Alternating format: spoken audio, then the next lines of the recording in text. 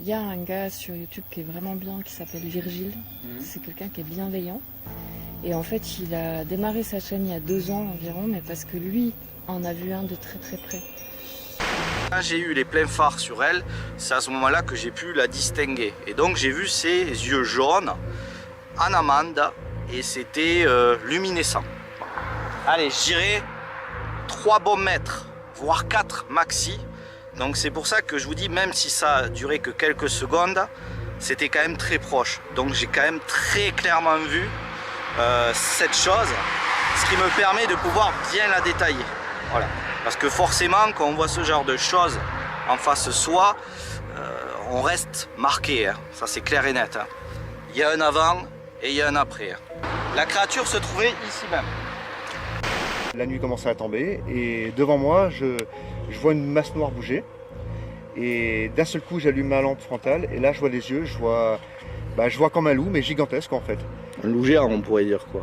Oui, un loup géant, quoi, oui, on peut dire ça.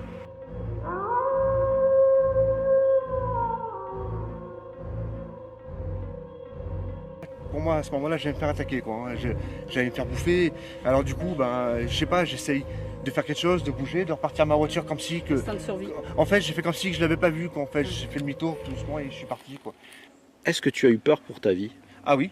Ah tu sais Virgile, je vais dire une chose. Quand tu viens dans un bois, comme je disais tout à l'heure, pour te prendre l'air, te vider la tête, faire le point, que tu viens marcher dans un bois que tu connais d'avant, et tu marches tranquille et d'un seul coup tu tombes sur un animal qui ressemble à un loup mais en version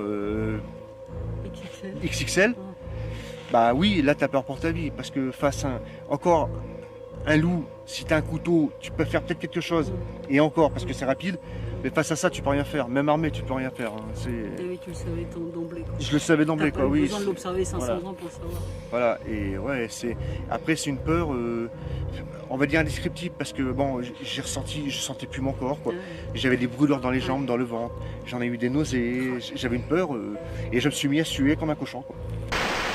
Et le bestiau qui était devant moi a levé sa tête, s'est tourné vers moi.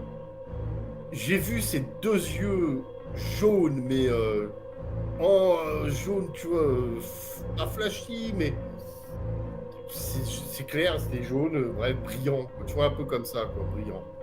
Et son regard s'est plongé dans le mien pendant une seconde, tu vois, puis il a continué pour regarder derrière lui. Mais moi, dans ma tête, ça restait je sais pas, moi j'ai une malédiction, j'en sais rien, tu vois ce que je veux dire, je sais pas comment expliquer ça. Et c'est que très récemment que ouais, je me dis plus quand même que ça pourrait être